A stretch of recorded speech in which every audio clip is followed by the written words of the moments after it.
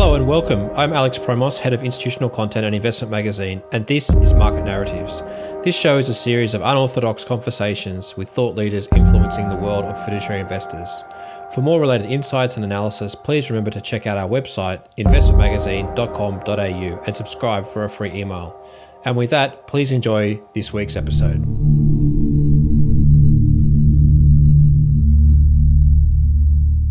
Well, hello and welcome everyone. Today I'm joined by Delilah Rothenberg, who is the co-founder and executive director of the Predistribution Institute, and Raphaële Chappe, I think it is, who's the economist, also the Predistribution Initiative.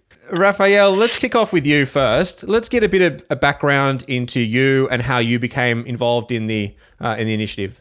Sure. I actually came from investment banking as a tax attorney, and in 2008, I decided to study economics. And in my PhD in economics, I became interested to understand the link between inequality and financial markets, and specifically, how differences between investors in terms of investor level characteristics, like risk aversion and horizons, investment horizons, but also differences in terms of rates of return, if that could significantly move the needle in terms of the resulting wealth distribution. And after the PhD, I became a fellow at the Open Society Foundations, became interested to really understand the broader macroeconomic trends in the past 40, 50 years that have contributed to an increase in wealth and income inequality, and specifically looking at how profits seem to increasingly concentrate amongst a smaller number of firms and workers, while the rest of the economy was left behind. I was looking at trends in firm level volatility, but also earnings volatility. So the increase in precarity for people being measured through the volatility of their earnings, and started really becoming interested in this concept of risk and systemic risk. And with Delilah, I realized actually that institutional investors also play a role in the story. And so started to focus on private equity and really understand the shadow banking sector, the sector that provides credit, but outside of traditional banking institutions, and that is less regulated. So, what are new forms of systemic risk that have been created through changing patterns in investors and investor behavior? That's when we started the Predistribution Initiative, with a focus on how we can incorporate certain concerns having to do with the investor level up in the capital chain of how investments are structured. How can that be captured in the ESG framework, ESG investing framework? And that's how we basically got started with our research with the Predistribution Initiative. I'm curious around how much have you studied the role of debt in the system, which is actually perpetuating some of these inequalities that you just discussed in terms of your PhD, I guess, in the first instance, and then more recently? Sure. So what we noticed is since the late 80s, mid 90s, this fall in the interest rate, which has been something which has been facilitated through a central bank policy and a number of different puts, Bernanke put, and so forth, with lower and lower interest rates, which has then made it harder for investors to generate their required rates of return. And so we've seen investors move up the risk return spectrum, sort of being forced to increase risk. And we can see this through the proliferation of a range of debt instruments, investment in high yield bonds, leverage loans, but also leverage buyouts. This is something that we document in a paper we recently posted on SSRN called ESG 2.0, where we actually go through this. And so we see this increase of corporate debt in the system. We think that creates new forms of risk. It forces companies to service this debt. It makes balance sheets more precarious. It increases the risk of bankruptcy. It also leads to reduced investment.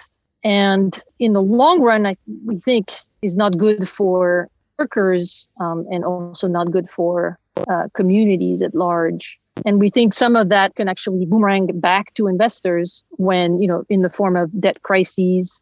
And so that's an issue that we may now be facing something which economists refer to as a debt trap, which is that seemingly higher interest rate and a higher interest rate environment would be desirable and would make it easier for investors.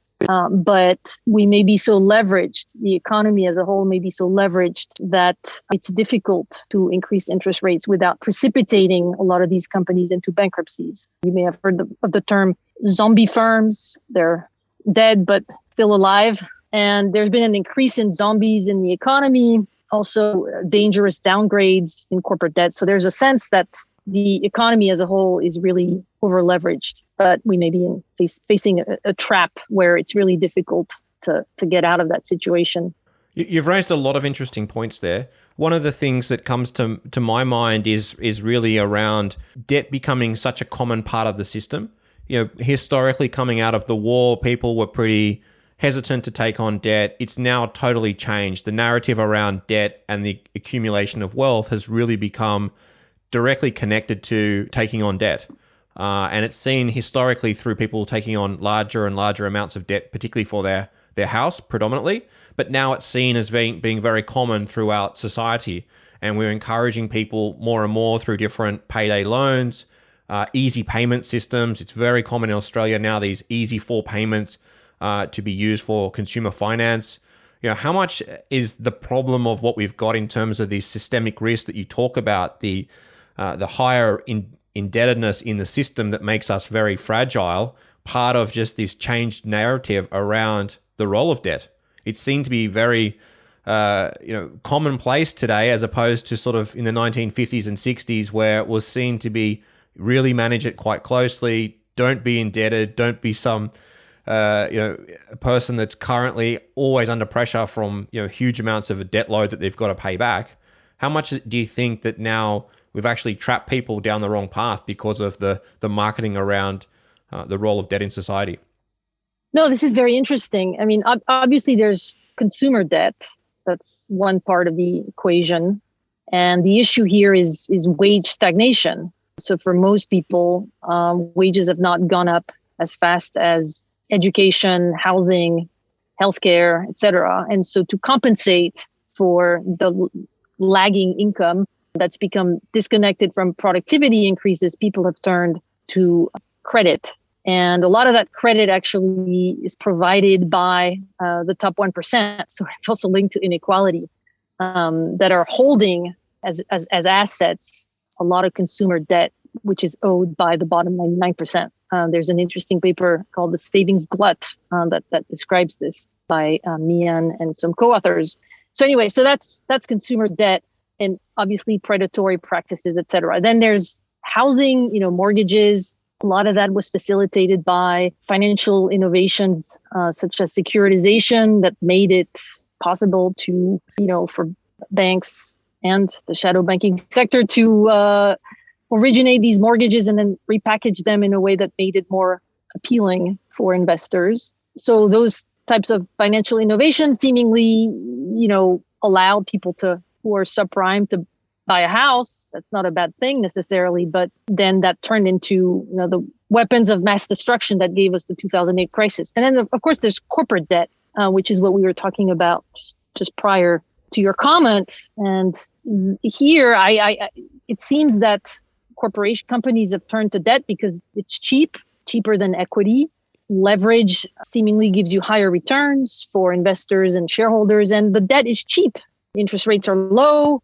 The central banks around the world, and in the US, the Fed in particular, have really incentivized this cheap debt by recently, with the pandemic, creating lines of credit and offering to purchase high yield corporate bonds, which is like a new form of quantitative easing.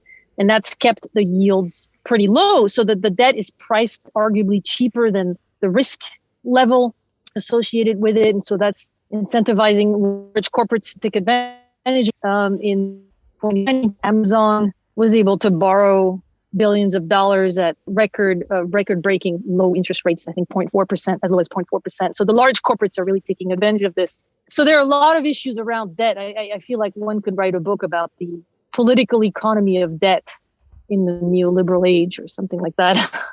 One other thing I'd add to that is that, beginning in I guess it was the 70s or 80s, there was this rising philosophy of the discipline of debt in terms of corporate debt, and belief among investors and a lot of work done by academics that debt improves the profitability and efficiency of companies. And so there's been an embrace of debt by corporates. And from what I've read, there's a belief that the strength of the capital structure is not always necessarily priced into the evaluation of the equity side of a company.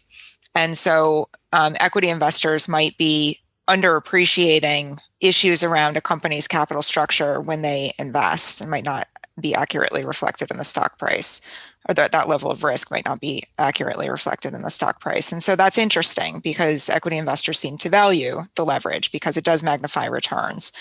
And so there's something around that. And then there's also, of course, the limited liability structure that protects corporate directors and investors from the risk of bankruptcy. And then there's the tax incentives that exist in so many jurisdictions around the world in terms of incentivizing companies to take on more debt. And so these are things that we should really think about. And I loved what you raised on the last podcast that we did together, Alex, about this idea that perhaps carried interest when it comes to private equity should be charged on unlevered returns. That's something that, as I've mentioned before, we remain very interested in workshopping. I'm curious, Delilah, around your thoughts about innovation in this space, right? Some of the areas that Raphaële mentioned around high yield bonds, leveraged loans, collateralized loan obligations, these CLOs, for example. Some of these things are relatively new, or they've at least been democratized to make it very easy for people to issue, and also for consumers to buy it, right? For investors to purchase. Have we really actually created more problems through this innovation in the debt structures? It's a really good question. And actually, it was something that came to mind when we were talking before about consumer debt. So just stepping away from the corporate debt for a minute, which I absolutely agree with you on. I mean, in impact investing, access to credit has become such a large component of the impact investing space, and providing access to credit to low-income borrowers. And I think Raphaële raises an important perspective in her comments, which is, should we be focusing on providing credit to low income or low net worth borrowers? Or should we be at least taking some of that emphasis and transitioning it to how can we get more wealth and income to these individuals? And I think that there's so much focus and cultural embrace of debt right now that there's almost an oversight of the solutions of just finding ways to build equity ownership among individuals or help them build their incomes. So I do think that there's an obsession with financial innovation and not enough on what are just the real basics of a fundamental economy. It's funny, I think there's a conspiracy theory to the amount of debt in the system, which is people that are over indebted will not ask for pay rises. They will work very quietly and diligently and put the extra hours because they do have such a large debt load. And it is something that if you think about the world pre-COVID, how different would the world be if we didn't have the huge amount of debt that we had in the system prior to COVID? How different would it be in terms of how people live their life, how we could easily work through things because people would have had a savings pool alongside them, as opposed to now being so scared because they don't even have enough money to pay $400 or $1,000 charge that may come up. No, I was thinking as you were talking, Alex, about the recent Federal Reserve's survey that they did just before the pandemic that showed that I think as much as a third of households could not come up with $400 in an emergency. And clearly this predated the pandemic, and the pandemic only made things worse. Regarding what Delilah was saying before, that's a whole concept of predistribution, which is the idea that we need to better align people's compensation with the wealth that they create. And regarding debt, I think there's an added issue, which is that corporate debt is increasingly not translating into increased investment, and particularly productive investment. So as corporate debt is increasing, investment, we're actually under where it should be at. There's a study by Thomas Philippon, who's an economist at NYU, and he came up with this number of, on average, 10% lower than where it should be. And this seems to be driven by concentrated industries. So large firms are borrowing more, but they're not investing. And so that may very well be connected with things like secular stagnation and slow growth and low productivity growth. So these low interest rates, that there's an argument that, hey, that should stimulate investment. Actually, they haven't really done that. And it seems that only a few firms, namely the large corporates, that are able to take advantage of these low interest rates, and other firms aren't really borrowing and investing. So that's also an issue for growth and growth prospects. Yeah, one other thing that I think is interesting in terms of the low interest rates and the relationship with inequality is that when you have low interest rates, valuations of anything of assets tend to increase. And as Raphaële highlighted, those who already have assets, like large companies or high net worth individuals or private equity firms, are well positioned to take advantage of low interest rates and use debt to purchase more assets. And so the valuations go up, and then you have lower income people or lower net worth people who now have higher barriers to entry to invest, whether that's to buy a home because valuations have gone up, or to invest in equities because valuations have gone up. And so the chasm really, did I say that word right? It's not chasm. Chasm's fine in Australia. It really grows from these dynamics. So that seems to be something that is not very well understood by so many folks out there. Well, there's also another issue that comes up, and that's the tax imbalance. So, for example, for people to earn income or earn interest, for example, on their savings, they in the case of Australia, they pay it on their marginal tax rate. But in the terms of capital gains, you get all sorts of benefits as you hold it for longer. So the person that's trying to save and maybe save through a traditional savings route in the bank is taxed more heavily than somebody who actually can afford to take higher risk and move into various equities where they can capture capital gains. And then they've given a head up in terms of lower taxes. That's a great point. Other examples of tax incentives, not really being aligned with fair predistribution.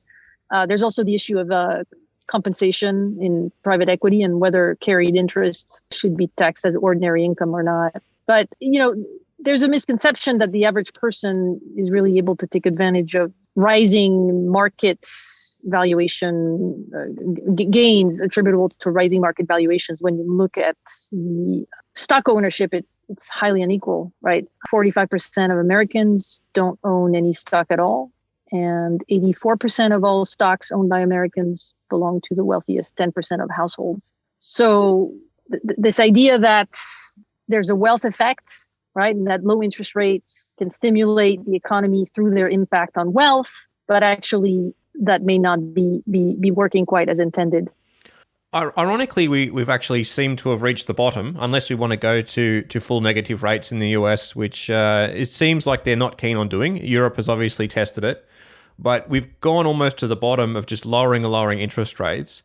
That doesn't seem to work in terms of the stimulus that's required. And the stimulus is required purely because we've got such a very large debt load already. So it seems like we're in this stalemate of what do we do? You can't really lower interest rates anymore. So now it seems to be various forms of QE or some other de facto style of modern monetary theory that allows for more money to be effectively printed. But that doesn't seem to be solving the bigger problem in any case, because now you're just adding more money to the system, which causes inflation that's going to hurt the people at the bottom even more, driving more inequality. So we seem to be in a very dangerous position here. Agreed. Yes. I mean, the real interest rates are actually negative, and that's not really a good situation to be in. There's risk of inflation. And as you point out, that could be quite devastating and destabilizing in the economy. One thing that we've been thinking about at the Predistribution Initiative is whether, inflation has been properly measured to begin with, right? That we've been told that we've been living in a world where inflation has been very, very low for a very long time, and the central banks keep missing their 2% target. When we look at certain types of assets, such as housing, but also the cost of education, cost of healthcare, that seems to have gone through the roof, and so may not be properly captured by the traditional inflation measures and indices. There's another problem that comes from this, though, because if you end up with higher amounts of inflation, ultimately then the central bank by default will need to start to cool that inflation, which means increase interest rates. But they've also then convinced a whole lot of people to then take on a large amount of debt through their house, through consumer financing and so forth. And these people can't afford even a half, or full 1% interest rate change. Yeah, so this could actually precipitate a solvency crisis. And this is where it gets very disturbing, and it's very worrying that central banks could be playing with fire and may not be able to rectify a situation if and when it is needed. So, we've been thinking about what is it that investors could be doing in the meantime, because relying on central bank perpetual interventions is actually not sustainable. And there are real dangers, including all forms of systemic risks that are present, that I think are increasingly being acknowledged by the powers that be, including the IMF, that are suggesting that monetary policy, the traditional way of thinking, needs to be adjusted to account for the presence of these new forms of systemic risk. So we're no longer in a world of this easy trade-off between inflation and unemployment and all of that. And the central banks don't necessarily have all the theoretical and conceptual tools that would be needed to manage this risk. So QE has introduced the possibility of very sudden market reversal, right? Like equity valuations seem to be very inflated and very disconnected from fundamentals. And QE has played a role in perpetuating the situation. So there's also an issue of moral hazard. Unclear that the central banks have the ability to really manage this. So it's an interesting era for monetary policy. Delilah, one of the things that comes to mind is that if you look all around the world after COVID's hit, there seems to be this whole focus in, don't worry, COVID, we're moving past COVID, go out and spend. Go out and spend your money. But hold on, we just said 12 months ago that no one had any money. And now we're telling people any little bit of savings that they may have actually built up over COVID by not traveling, by not spending, going to restaurants and so forth, now go out and spend it. How do we get out of this system where we just end up creating more underlying systemic risk in the system by forcing people to go out and spend? This constant push for consumerism and the constant obsession with GDP growth is part of the problem. Yeah, absolutely. It is part of the problem. And I think Raphaële mentioned Atif Mian, one of the academics that we've been following his work, and he's pointed out that a lot of investment is going, well, Raphaële really talked about this in a different way, but a lot of investment of the wealthy is going to funding the spending of those who don't have wealth. And a lot of it is in consumer industries. And I think that one of the things investors don't appreciate or don't think much about is when they invest in an industry that is not necessarily needed for human survival or for basic infrastructure or social infrastructure or food and agriculture or energy. There's so much investment in frivolous industries. And one thing investors could do if they want to address climate change, as we talked about in a discussion prior to this podcast, and one thing investors could do if they want to address other issues that have to do with nature and limited natural resources, is think about what are they actually investing in, and is that fueling an overconsumption? Because it's getting us into these situations where we're depleting natural resources, we're polluting the environment, we're causing climate change, and we're finding ourselves in a debt trap. And there are some real fundamentals of the economy that need to change. It's interesting because we're talking a lot about asset owners being these universal owners. I don't really see many of these universal owners raising their hand to address these problems. They seem to be skipping over them. Is that fair to say? I think that the system has evolved over the years to be this way, and it's very bureaucratic, and we are sort of finding ourselves in this paradigm that is not healthy, but there's not a recognition that we need to change it, or that there's not an understanding of what needs to change. And so if I were to put myself in the shoes of a chief investment officer, for instance, of a large institutional investor, my immediate priorities and incentives are about meeting our required rate of return, benchmarking, and so forth. And so I think that what we need to do with institutional investors, universal owners, is take a step back and say, okay, what are we trying to achieve here? What should the performance metrics be? How should we be benchmarking? How frequently should our performance reviews be? What should our incentives be set on? How do we measure long-term systemic and systematic risk and integrate that into our investment strategy? And I think that there's a lot of discussion about long-term investing when it comes to, and I think I mentioned this on the last podcast, but perhaps people are just going to listen to one part of this series. So I think it's worth mentioning again that there's so much attention to whether corporate executive compensation and incentives are long-term. There's not a lot of focus on how to improve the long-term incentives of investment teams at the top of the capital markets value chain with institutional asset owners and allocators. And so that's one of the things that we're very interested in doing at the Predistribution Initiative, because so much of what happens in the economy stems from that very top level of the capital markets value chain. I'll throw a question back to you, Raphaële, and that is, in the banking system, we've understood that there are systemic risks that sit in it. We've created the Basel system to have a set amount of capital that needs to be put against the loans that come out, and that's helped to stabilize the banking system. Do we need something similar for corporates to address some of these very large corporates that are very heavily indebted, to actually put almost a de facto limit on how much debt they can take out? Sure. I mean, after 2008, we had a regulatory overhaul that made the banking system safer, and that seems to have worked. But, well, there's an analogy with the game of whack-a-mole, right? So like the risk disappeared in the banking sector, but it didn't disappear from the economy as a whole. What happened is that the non-banking institutions, the so-called shadow banking sector, stepped up to provide some of this riskier lending that wasn't being offered by traditional banks. And so but because the shadow banking sector is not regulated in the same way as the banking sector, it has the ability to absorb more risk. And so many people are suggesting, and I think that we would generally agree, that there needs to be a more comprehensive regulatory framework that regulates credit activities regardless of where they originate from. Delilah, the final comment?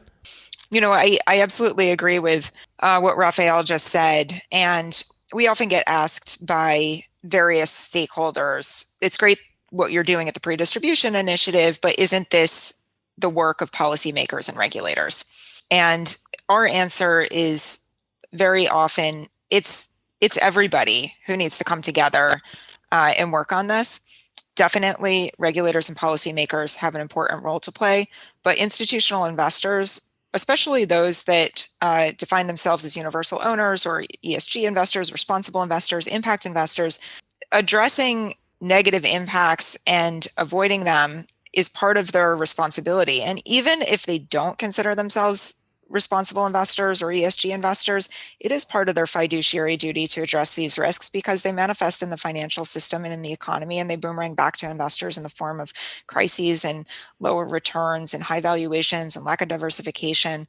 And so investors do need to think about these issues and act. And if they do some workshopping themselves, and if the Predistribution Initiative can create a laboratory for them to think about these issues and co-create solutions, then we'll be better positioned to come up with interventions that can be instituted into policy and regulation. Because often what happens, just looking at the example we just talked about with the global financial crisis, you had regulation that came in focused on banks, and then you had the game of whack-a-mole that Raphaële mentioned, where these issues come up in other sectors and the banks can't lend to small, medium-sized enterprises anymore, and they feel restricted in so many different ways. And so one of the benefits of workshopping solutions before they become instituted into official policies and regulation is that you can try to avoid some of the unintended negative consequences and anticipate them before something becomes a blunt policy tool. All right, I think that's a perfect place to pause it. We do have a third part of this series, which will look to new sort of regenerative ways of looking at different structures to try and address some of these problems. So thank you very much for your time today, Delilah and Raphaële. Thanks so much, Alex. It's a pleasure. Thank you. Thank you for joining us. All views expressed on this podcast are subject to change and do not necessarily reflect the views of Connexus Financial. This podcast is for educational purposes only and should not be relied upon as investment advice.